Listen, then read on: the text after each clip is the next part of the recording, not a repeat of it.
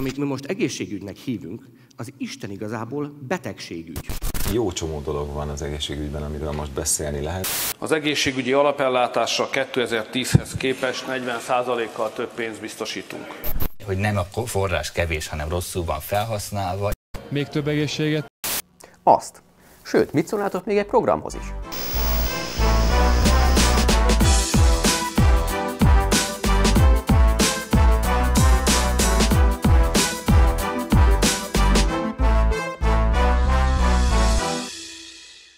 Szia, én Dompos Marci vagyok, ez itt pedig az XYZ, a Momentum vlogja. Egészségügy elég összetett téma. Ott van például ugye a megelőzés, aminek része a kiegyensúlyozott táplálkozás, a megfelelő mennyiségű mozgás, a felvilágosítás, de az mondjuk kapcsolódik az oktatáshoz is. Szóval, ja, összetett. You don't say. De. Viszont ez nem mentség a magyar egészségügy jelenlegi állapotára. Az oktatás is összetett, aztán ott azért bőven voltak átalakítások az utóbbi időben. Tehát valóban szlengbe túltoltuk a biciklit egy kicsit. Na jó, erre még visszatérünk, de most maradjunk az egészségügynél. A kérdés tehát az, hogy a különböző kormányok mit tettek azért, hogy ez a helyzet változzon. Erről pedig hallgass meg egy mesét Oszkártól, az orvostól. Egyszer volt, hol nem volt, mindig voltak ispotályok Meseországban. Közvetlenül a medve után egyre kevesebb lett a pénz, így elmentünk az udvarhoz. Mit szeretné a gyógyász úr? Kevés az arany az ispotályoknál, fenség. Rendben, adunk 300-at. És mi csak vártunk és vártunk, aztán új király jött. Mit szeretné a gyógyász úr? Kevés az arany és magasak az adók, fenség. Rendben, itt van 65 arany. De eddigre már új király jött. Mit szeretné a gyógyász úr? Kevés az arany, magasak az adók, régiek az ispotályok. Rendben, kevesebb lesz az adó. Jó, és de eddigre megint új király jött. Mit szeretné a gyógyász úr? Kevés az arany, magasak az adók, régiek az ispotályok, drága a gyógyfű. Jó, itt az arany. És mire idáig jutottunk, már olyan sok volt a gond, hogy nem láttam értelmét tovább várni az udvarra. Inkább elmentem máshova gyógyítani. Ahogy hallom, azóta is így élnek, éldegélnek, amíg meg nem buknak.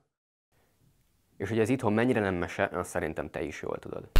Az orvosok túlterheltek, a sürgősségi ellátásban kevés a szakember, rossz állapotban vannak az intézmények, és még mindig túl hosszúak a várólisták. Nem lehet azt, hogy azok az emberek, akik segítenének másokon, 90 000 nettóból éljenek havonta. És van, aki szerint már az is kellemes meglepetésnek számít, ha a mosdókban szappan és kéztörlő van. Megoldás viszont nincs. Ami van, az toldozgatás. Ide rakok, onnan elveszek. Ezt most megoldom, az marad ilyen. Ezt úgy hívják stílusosan, hogy tüneti kezelés. És ez miért alakult így? Mondjuk úgy, hogy 2010 utáni kormányok csak ugyan az egészségügyre nem fordított nagyon sokáig semmilyen figyelmet, hanem egy ilyen szükséges rosszként értelmezte. Jelenlegi, hanem nagyjából az utóbbi negyed században gyakorlatilag az volt az általános felfogás, hogy az egészségügy az viszi a pénzt. Értem, de azért tisztázunk valamit. Az államnak azért fizetünk adókat meg járulékokat, hogy cserébe kapjunk olyan szolgáltatásokat, mint mondjuk egy színvonalas oktatás, normális nyugdíj vagy egészségügyi ellátás. Azt, hogy ezeket a forrásokat hogyan osszuk szét, a kormányok dönthetik el, de cserébe az is a feladatuk, hogyha valami nem működik, azt rakják rendbe. Az pedig egyáltalán nem opció, hogy ezt azért nem teszik meg, mert rövid távon ez nem jövedelmező, vagy mert szavazatokat bukhatnak rajta.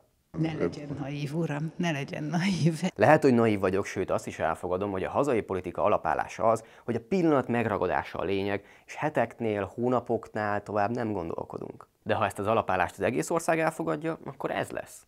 Orvosok, rezidensek, ápolók több ezren kerestek külföldön munkát. Ez a forgalmas út kisebb veszélyt jelent, mintha valaki bekerül egy kórházba. Még mindig naív a feltételezés? Mi a Momentumnal azt mondjuk, hogy nem, és az egyszerűen vállalhatatlan, hogy valamit azért nem kezdünk el, mert az csak hosszú távon térülhet meg.